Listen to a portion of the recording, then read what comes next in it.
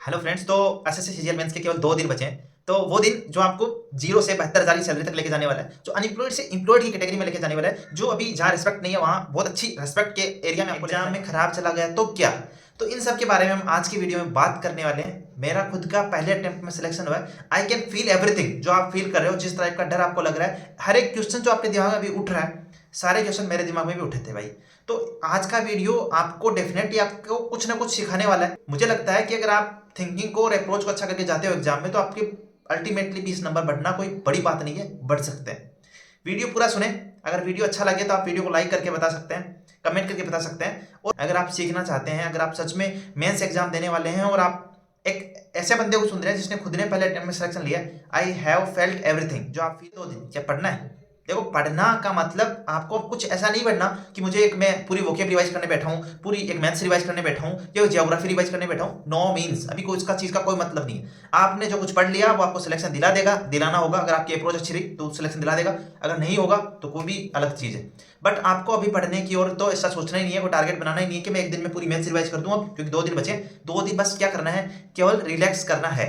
Relax means ये कि आपको सोचना है कि यार मेरे सामने पेपर आ गया।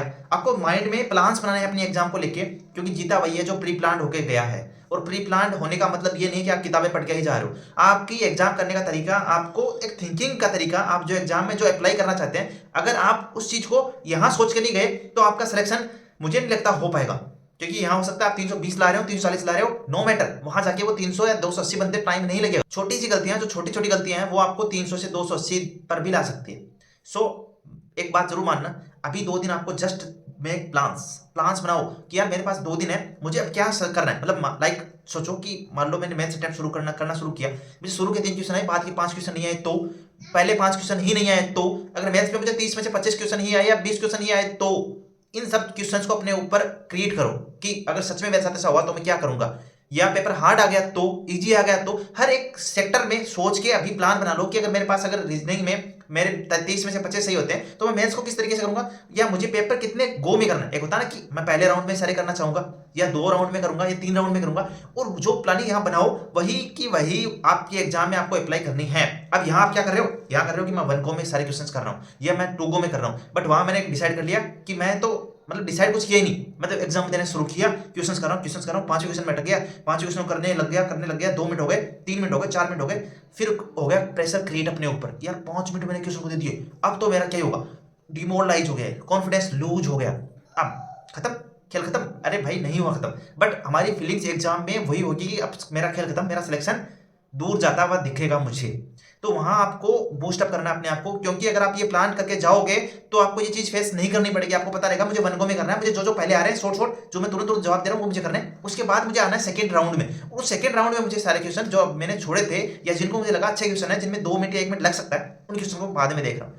तो ये होता है प्लान। तो प्लान बनाओगे तो ये दुविधा नहीं होगी। ये टाइप में एक होता है ना, कभी कभी बीच में फंस गए कि दिमाग क्या कहना चाह रहा है, दिल क्या कह रहा है, वो उस चीज में नहीं फंसोगे। तो मुझे लगता है अगर आप प्लानिंग बना के जाओगे तो ऐसा कभी नहीं होगा कि आप एक क्वेश्चन में फंस गए कहीं, या ज्यादा टाइम दे दिया। हाँ, हो सकता है 30 में से आप 25 अटेम्प्ट करो, वो 25 भी आप हो सकता है 20 मिनट में अटेम्प्ट कर लो, अगर प्लान वे में गए हो तो। ये ध्यान रखना, प्लान स्ट्रेटेजी होनी चाहिए कि क्या एग्जाम में करना है, वो यही सोच के आप जाओ।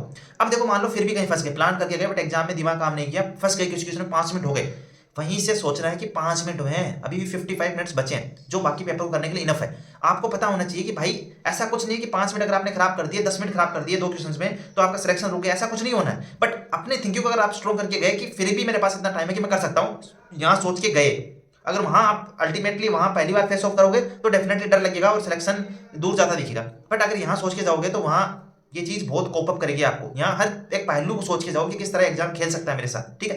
तो ये सब तो था कि आपको एग्जाम में किस तरह की अपनी अप्रोच लेके जानी है यहाँ से। अब बात करते हैं दूसरी चीजों की। देखो, एग्जाम इज नॉट अबाउट कि आपका नॉलेज कितना है, आपको कितना आता है, आपका कितना अभी स्कोर आ रहा है, वो कभी खत्म नहीं होगा। मतलब ऐसा आप सोच रहे हो कि मेरा 280 आ रहा है मैं नहीं कर सकता, 300 आ रहा है नहीं कर सकता, 340 वाला सोच रहा है कि मैं तो कर ही लूंगा, डोंट बी श्योर।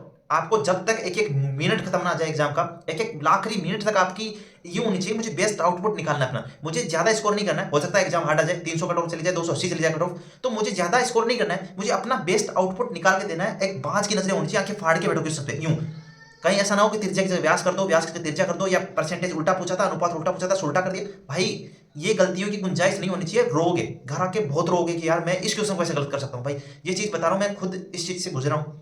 रोना नहीं है अपन को, इसलिए एग्जाम में यूं आंखें फाड़ के बैठो कि भाई त्रिज्या पूछी है मैं व्यास लगा रहा हूं, ऐसा तो नहीं है। मेरे को ये रेशियो पूछा है 3:2 पूछा मैं 2:3 लगा रहा हूं, ये तो नहीं है। इस तरह की गलतियां सिली मिस्टेक दूर करेगी। आपका स्कोर अगर 300 यहाँ आ रहा है, हो सकता है आप वहां 320 330 ले आओ। क्यों? क्योंकि आपने वहां सिली मिस्टेक नहीं की, अपने माइंड को यूं लगे थे हाँ कि मेरे को एग्जाम में एक मिनट ध्यान भटके ना, बस एकदम फोकस आपका क्वेश्चन पे रहे कि यार एक एक क्वेश्चन की एक चीज को मैं पढ़ रहा हूँ, क्वेश्चन को सही से पढ़ रहा हूँ और मेरी सिली मिस्टेक की जो प्रोबेबिलिटी है, जो संभावना है वो कम हो रही।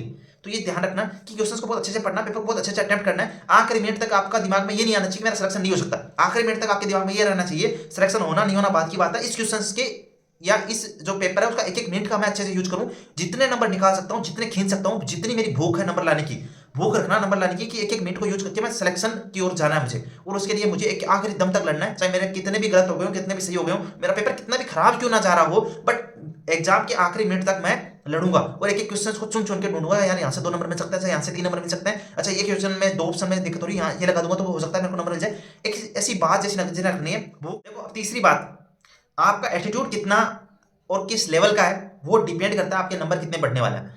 अगर आप पॉजिटिव हो अभी के टाइम में, आपका मतलब आपको आपकी अपने दोस्त से बात हो रही है, ठीक है, मान लो मैं बात कर रहा हूँ, मैं कह रहा हूँ अरे भाई यार मेरे तो यार 280 होने, मेरा तो सिलेक्शन नहीं होगा, मैं तो ऐसे जा रहा हूँ एग्जाम देने। यार आप रो रहे हो उसके सामने, जो भी मिल रहा है उसके सामने रो रहे हो, यार मेरा नहीं होगा, मेरे 260 280 आ रहे हैं, मेरे 300 आ रहे हैं, मेरा कैसे होगा, कट ऑफ 340 जाएगी, 320 जाएगी। सच में नहीं होगा। अगर आप यहाँ आज खुद को ये कह रहे हो कि मेरा नहीं होगा, सच में नहीं होगा, मान के चलो। अगर आपकी थिंकिंग पॉजिटिव नहीं है तो क्या कर लोगे यार एग्जाम में, 300 से आप 280 पे जाओगे श्योर है।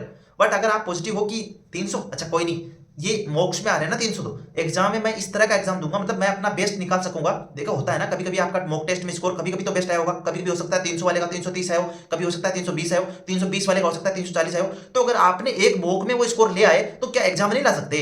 ला सकते हो ना। और मैं एग्जाम में बहुत अच्छा करके आऊंगा, मैं सिलेक्शन तो लूंगा भाई, मैं लूंगा। इस तरह की अगर आप खुद भी पॉजिटिव रहते हो, अपने दोस्त को पॉजिटिव फील करवाते हो, लगता है कि आप सच में सिलेक्शन के काबिल हो, ऑफिसर बनना है भाई, इस तरह की अगर इंक्लिनेशन रखोगे कि यार मेरा नहीं होना, मैं तो ऐसे जा रहा हूँ एग्जाम देने, तो ऐसे आ जाओगे फिर एग्जाम देके। पॉजिटिविटी झलकनी चाहिए कि यार ये बंदा कुछ कर सकता है, सामने वाला को भी लगे हाँ ये करके आएगा, कुछ नहीं है यहाँ पे। आपका कॉन्फिडेंस आपको +20 +30 नंबर भी दिला सकता है, कोई बड़ी बात नहीं है। ये बड़े बड़े धुरंधरों को मैंने देखा है एग्जाम में जाके डाउन होते, और जिनके नहीं थे वो ऊपर होते। क्यों? यही एक वजह रहती है कि आपका कॉन्फिडेंस आप किस तरह से अपने आप को फील करवाते हो कि यार मैं क्या हूं। अगर आप फील करवाते हो कि मैं गरीब हूं तो गरीब ही रहो। अगर अमीर फील करवाते हो कि पढ़ाई के मामले में बता रहा हूं, पढ़ाई के मामले में फील करवाते हो कि अगर मैं अमीर हूं, मैं तो भाई एग्जाम में जाऊंगा और जितना मुझे आता है उसका तो उससे ज्यादा देखे आऊंगा, कम से कम जितना मुझे आता है मैं उसका उसमें कहीं कमी नहीं छोड़ूंगा। तो आप डेफिनेटली बहुत अच्छा करके आओगे। तो ये थिंकिंग आपको रखनी है। 1-2 पॉइंट और बात कर लेते हैं। एग्जाम में जा रहे हो, टाइम पे पहुंच जाना, कि कहीं ऐसा ना हो कि आप टाइम के 1 घंटे पहले आधे घंटे पहले पहुंच रहे हो, भाई थोड़ा और पहले पहुंच जाना। एक मेंटल पीस होती है, मेंटल पीस भी कहीं बिगड़ जाती है ना पेपर में, वो रिफ्लेक्ट करती है। टाइम पे एग्जाम सेंटर पे पहुंचो, अपना जो भी खाना पीना है सही से करके जाओ और टाइम पे पहुंचना एकदम, ठीक है। टाइम में ज्यादा फेरबदल होने से एक बहुत टाइप के हार्मोन्स आपको पता चलता है कि एड्रेनलिन हार्मोन निकल जाता है, लेट पहुंच रहे हो, ठीक है, तो कई सारी दिक्कत हो जाती है। तो हार्मोन्स का ऊपर नीचे नहीं करना है, आराम से जाओ, एकदम टाइम पे पहुंचो। हो सकता है कई लोगों को नींद नहीं आती आखिरी रात में, भाई मैं तो कभी अपने आप को ऐसा नहीं रखता था, नींद लेता था, क्योंकि मैं अपने आप को पॉजिटिविटी में कर रहा हूं ना, एक पॉजिटिव इन्वायरमेंट हो।